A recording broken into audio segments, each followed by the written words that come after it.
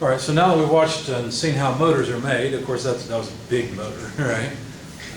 You wouldn't do a lot of that by hand if it's a little bitty motor that only costs $100. Now let's talk about how you operate motors, and we'll start off again talking about how you would operate single-phase motors. So with a single-phase motor, you just have a neutral and a leg, a hot leg, and all you really want to do is connect those to the motor. Well, you don't always want it connected because you might want to be able to shut off the motor, right? So you have to have some way of disconnecting it, and this represents a relay, a couple of relay switches that you could activate remotely so that you can apply power to the motor. Now there's typically what's called overload protection. And overload protection, depending on how the motor is made, there's usually some thermal protection in the motor itself. There's also usually a current. That's what this is representing, is something that senses how much current is flowing through the wire. Kind of like a breaker, but this point itself doesn't open up. Typically the way it works is this triggers something else to open up, but we'll see that a little bit later. So typically, to get to the motor from the electrical supply, you've got some type of disconnect device. This is a mechanical device where you can disconnect the motor from service completely. Branch circuit protection, this is where there's some type of a breaker essentially. The motor control device, that's where we are here, something to turn it on, and then a motor protection device, that's one of them there, that overload protection, before the power actually gets to the motor. Now there's some ratings of some starters. Now what is a starter? Well, a starter, I'll show you some pictures in just a minute. But basically the starter has to do with this section of the path to the motor. And this section here is what allows you to turn the motor on and off and protect the motor as well. It's called a motor starter. There are standard motor starters. So these aren't motors. These are devices that control motors, okay? And you can see the various NEMA size number and the current rating for 110, 220, 440, 550 volt. Now, the way that these motor protection, these overload devices work varies from manufacturer to manufacturer and application to application. So what you really want to do is you want to make sure that the motor doesn't damage itself. And so just like a breaker in your home, usually it takes some amount of time for an excessive current to trip protection. You see, it turns out when you first start up a motor, usually the amount of torque or the amount of current going to the motor is very high. It's called the Inrush current. So it's the current that is turned on to the motor that starts to flow through the motor when you first turn it on. And it's a very high current, so it's going to be quite a bit larger than the rating of the starter or even the motor.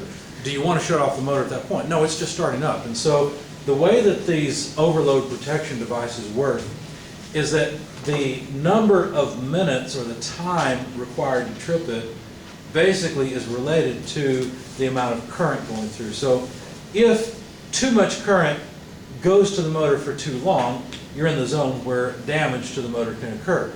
But as long as the current to the motor decreases fairly rapidly to whatever the rated current is, then it's okay, right? So if the current remains too high for too long, regardless of where it's at,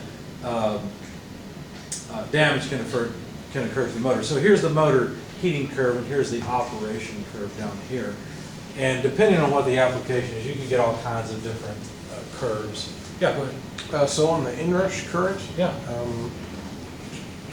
Just thinking about a sump pump, for example. Yeah. I was trying to install a battery power backup for Sure. a sump pump, Right. but the sump pump that we had, it had too high of an inrush current. It wouldn't allow it to start on the battery, even though, like, okay, so At the running level, it would be fine. it'd be Right. fine, right? So is there a way to get around that? Can you like spin up the motor and then turn on the battery? Or You something? could, but I'm not sure if it would work electrically, because when you spin the rotor, you're generating your own magnetic and electric fields, and that might actually make it worse. I'm not sure on that. The thing to do, though, I think, would be on the power supply side.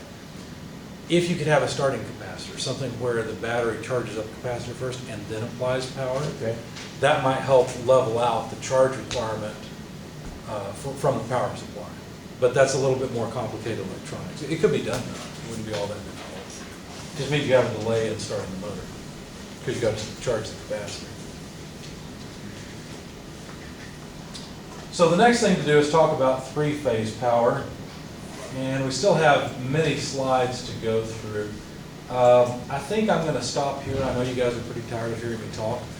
I want to say one more thing, though, before you go, because the last thing we talked about was springs, essentially. This is the last example problem. Springs are a lot like shafts in that the problems take a long time.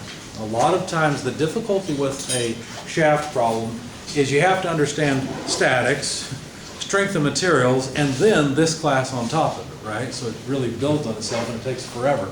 The problem with springs is not so much that it's difficult to go through the calculations. There really aren't that many. There are basically load versus stress equations, and then there are load versus deflection equations. It's basically all there really is, as well as the materials. The difficulty with spring is 9 times out of 10 you'll get it wrong. In other words, you've seen me work 3 spring sample problems and everything came out nicely. You know why? Because I had to go through the problem several times. In springs, typically you have to iterate. And so you have to get to some point where you realize, oh, this is not going to work for whatever reason. Spring's too big, too small, doesn't have the right spring index. I got to go back and try a different wire size, and that changes everything. So I've forgotten, are springs due tonight, or when are they due? Next bearings are due tonight. Bearings are due tonight and springs next week? Okay, bearings are pretty straightforward. But when you're working your spring problems, just remember, give yourself plenty of time, because it's going to take some time to work. Okay? Questions, comments?